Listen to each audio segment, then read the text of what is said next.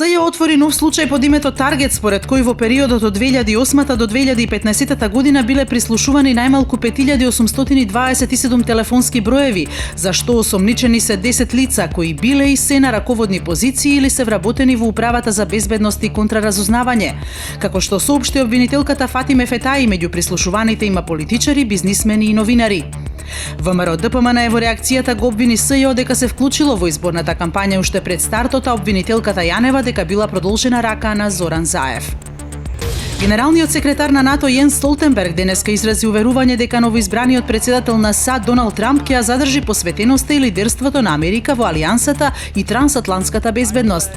Во обраќање на собирот на германскиот Маршалов фонд во Брисел, тој рече дека неговиот кабинет е во контакт со привремениот тим на Трамп и дека наскоро ќе разговара со него.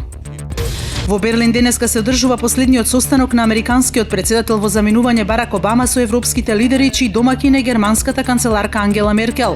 Во кабинетот на Меркел, како што пренесе агенцијата АФП, се председателот на Франција и премиерите на Италија, Велика Британија и Шпанија. Германските медиуми јавуваат дека тема на состанокот се кризите на Блискиот Исток и Украина и последиците од американските избори.